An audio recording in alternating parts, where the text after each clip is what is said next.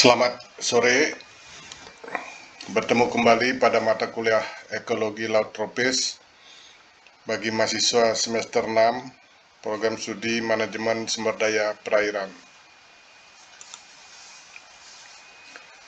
Pada perkuliahan minggu ini kita akan membahas modul 3 dengan topik ekosistem laut tropis. Modul ini membahas jenis-jenis ekosistem yang khas di laut tropis dan interaksi antar ekosistem khas laut tropis. Modul ini akan dibahas dalam satu kali pertemuan pada minggu ke-6 ini.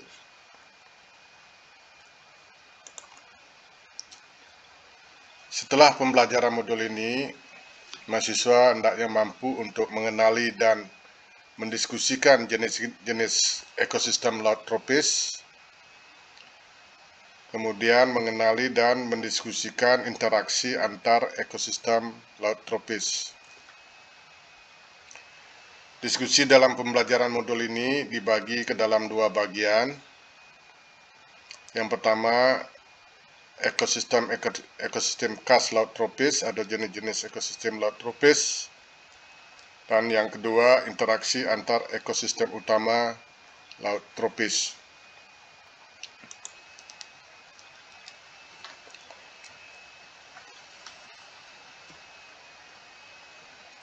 Kita bahas materi pertama, jenis-jenis ekosistem laut tropis. Ekosistem laut tropis memiliki beberapa ciri yang berbeda dengan ekosistem laut di daerah lain, seperti sinar matahari yang menyinari secara terus-menerus sepanjang tahun, di mana hal ini merupakan kondisi optimal bagi produksi fitoplankton, kemudian memiliki predator tertinggi, dan jaring-jaring makanan, serta struktur tropik komunitas pelagik. Kita telah mengetahui bahwa Indonesia merupakan negara dengan mega biodiversity terbesar kedua di dunia setelah Brasil, dan terbesar di dunia dalam hal keragaman hayati laut, di mana Indonesia telah terbukti memiliki seluruh ekosistem bahari tropis yang terlengkap di dunia, meliputi ekosistem hutan mangrove, ekosistem padang lamun atau seagrass, dan ekosistem terumbu karang atau coral reef. Ketiga ekosistem di atas ini merupakan ekosistem khas yang hanya terdapat di laut tropis.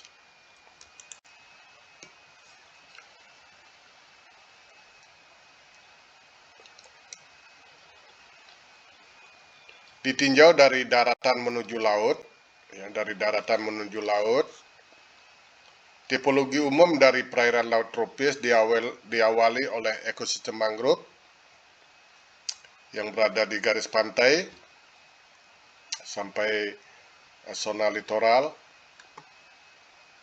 yang kemudian diikuti oleh hamparan terumbu karang, hamparan padang lamun atau seagrass, dan berikutnya adalah bentang terumbu karang. Ini untuk daerah-daerah yang mempunyai ekosistem yang lengkap. Masing-masing ekosistem laut tropis tersebut memiliki beragam fungsi dan peran yang saling terkait satu sama lainnya.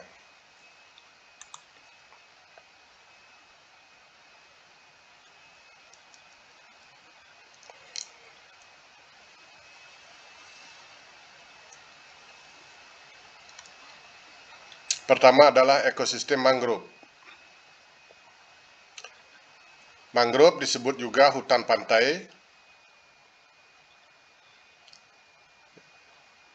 juga disebut sebagai hutan pasang surut karena dia berada di ekosistem pasang surut, atau hutan payau karena umumnya berada di daerah-daerah muara sungai yang airnya payau, atau ada juga yang menyebutnya sebagai hutan bakau karena didominasi oleh jenis vegetasi bakau atau Rhizopora.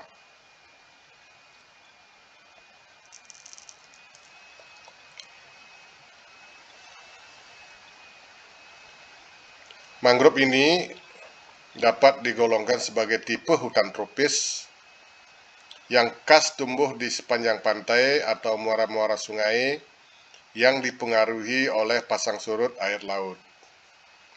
Banyak juga mangrove dijumpai di daerah pesisir yang terlindung dari gempuran ombak dan daerah yang landai, muara-muara sungai besar, dan juga delta. Nah, ekosistem mangrove terutama berperan mencegah erosi pantai,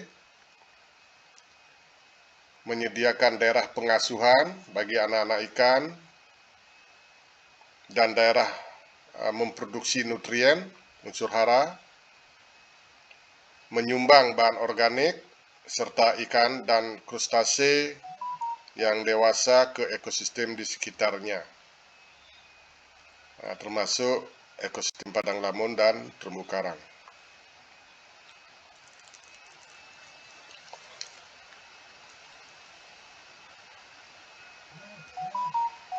Yang kedua adalah padang lamun.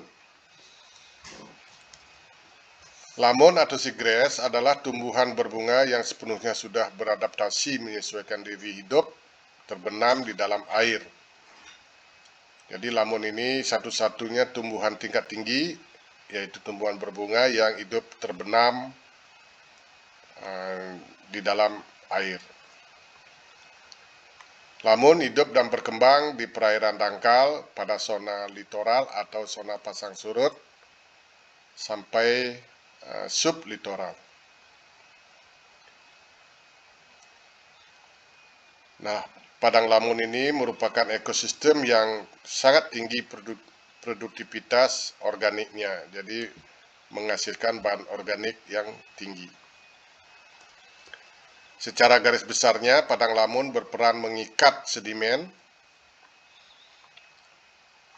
sehingga dapat mencegah kekeruhan air, serta menyediakan daerah pengasuhan, tempat pencarian makanan dan pemijahan, menyumbang karbon dan nitrogen, serta ikan dewasa ke ekosistem terumbu karang dan mangrove.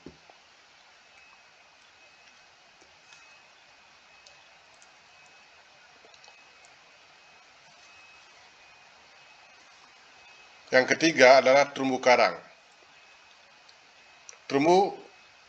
Istilah terumbu ini terbentuk dari endapan masif, terutama kalsium karbonat yang dihasilkan oleh organisme karang, yaitu dari ordo Scleractinia,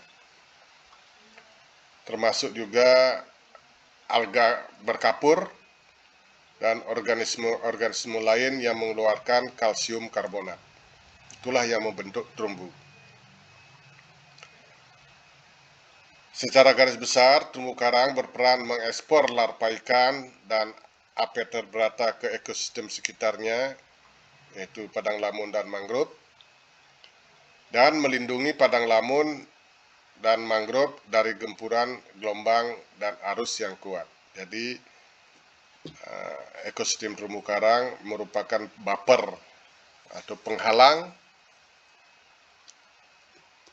untuk melindungi padang lamun dan mangrove dari gempuran gelombang dan arus.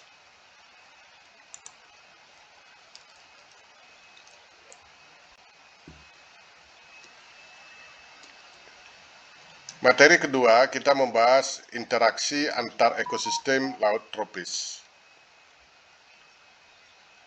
Antara ekosistem laut tropis, yaitu terumbu karang, mangrove, dan padang lamun, ini terjadi interaksi satu sama lainnya, Terjadi interaksi yang meliputi 5 kategori atau 5 jenis interaksi. Pertama, interaksi fisik. Yang kedua, interaksi bahan organik terlarut. Yang ketiga, interaksi bahan anorganik. Yang keempat, interaksi migrasi biota. Dan kelima, interaksi dampak manusia. Nah, kita akan bahas masing-masing interaksi tersebut. Nah, jadi antara mangrove, padang lamun, dan terumbu karang, coral reef, ini terjadi interaksi, arti perpindahan sesuatu ya, antar ekosistem.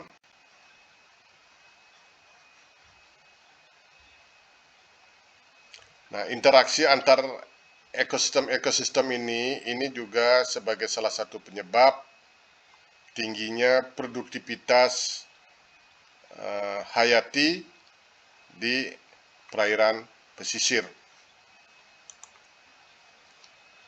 Yang pertama kita bahas interaksi fisik.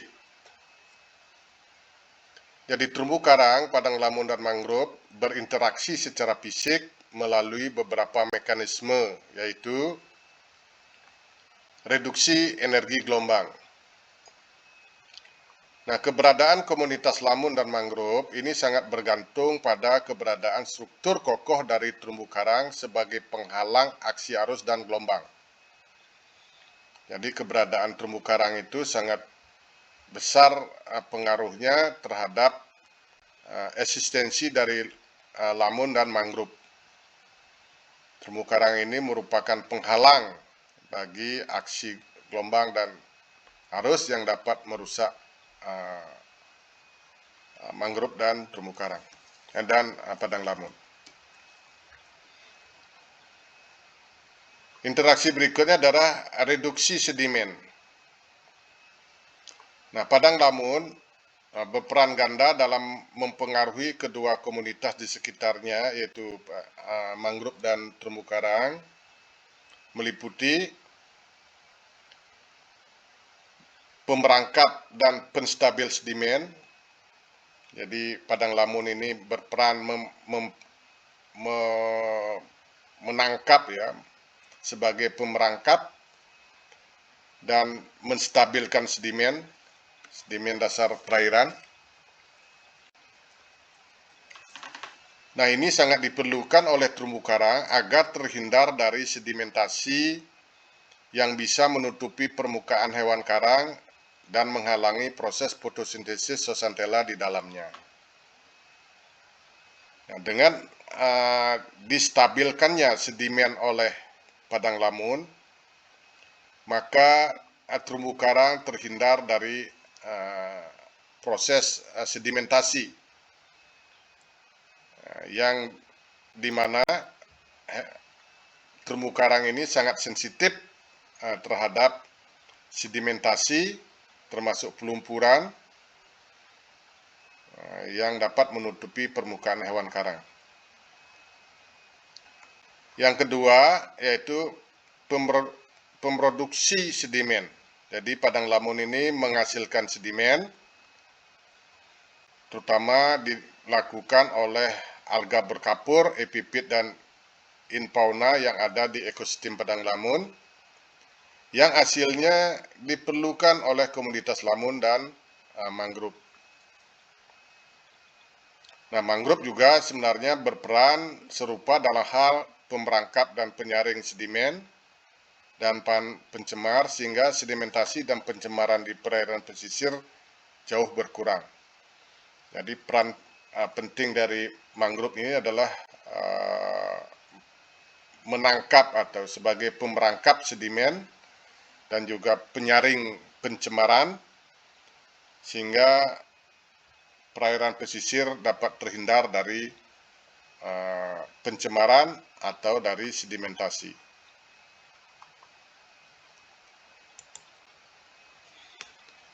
Yang kedua adalah interaksi migrasi biota. Migrasi biota laut merupakan suatu hubungan yang penting dan nyata antara terumbu karang, padang lamun, dan mangrove.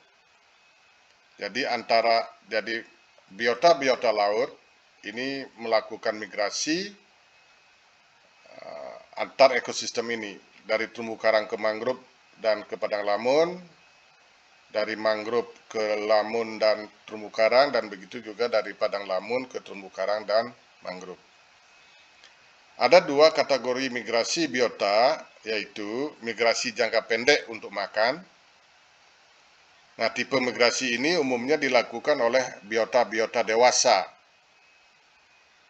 yang pergi atau bermigrasi ke ekosistem lainnya hanya untuk mencari makan. Ada dua strategi migrasi migrasi untuk makan, yang merupakan migrasi jangka pendek ini. Yang pertama itu adalah AIDS atau peripheral feeders, ya, jadi pemakan biota-biota laut yang mencari makan di sekitar, ya, di daerah sekitar, di daerah sekeliling. Biota yang memanfaatkan suatu habitat untuk berlindung, ya, namun berkelana jauh dari habitatnya untuk mencari makan.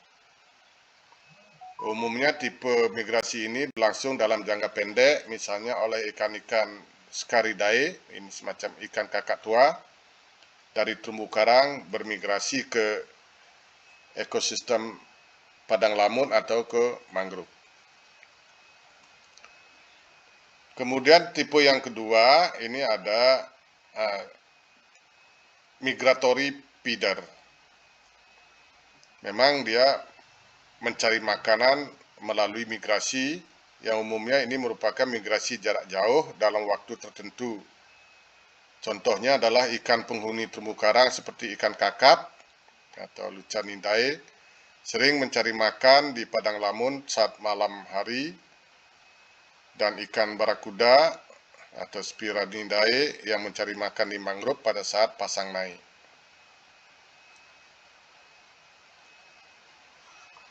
Tipe migrasi yang kedua adalah migrasi daur hidup antara sistem yang berbeda. Jadi migrasi dalam rangka daur hidup.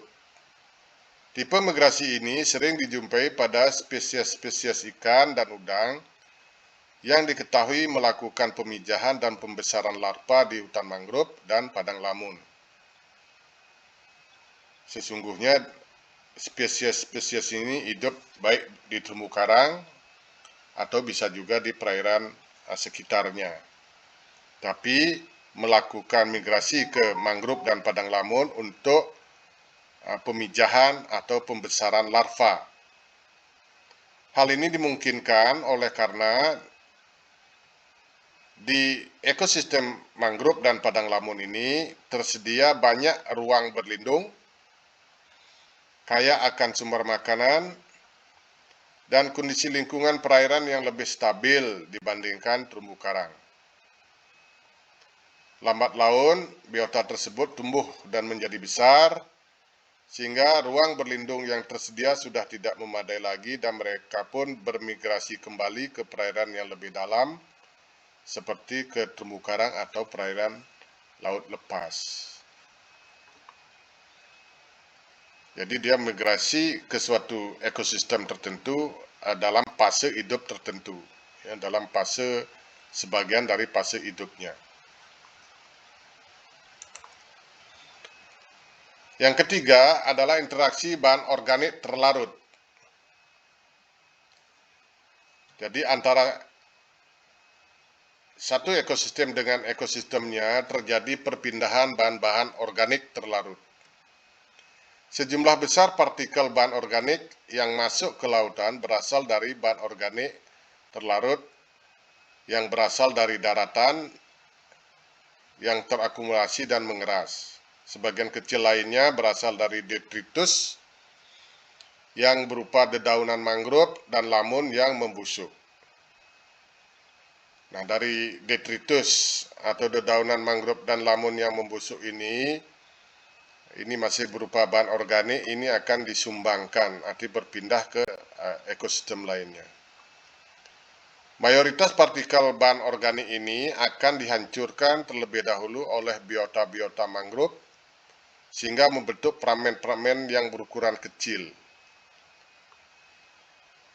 Nah, pramen-pramen yang berukuran kecil ini dari serasah-serasah atau detritus yang berasal dari mangrove dan lamun ini merupakan makanan yang berprotein tinggi dan disukai oleh biota laut yang berukuran lebih besar yang terdapat di ekosistem terumbu karang dan juga di padang lamun.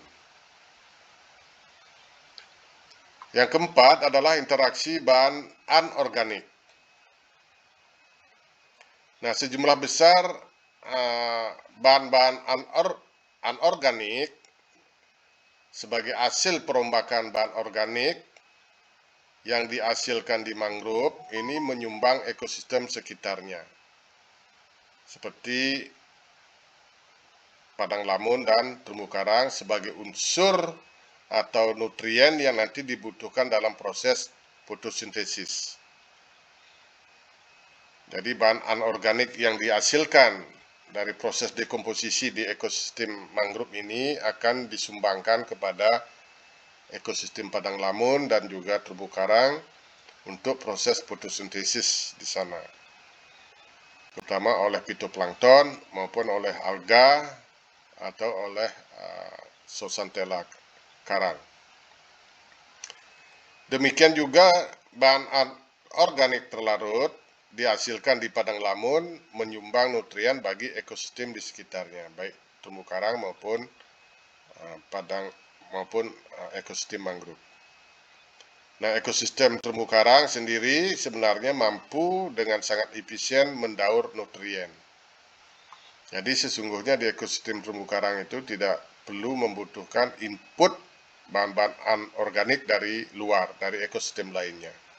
Karena di dalam ekosistem terumbu karang ini mampu mendaur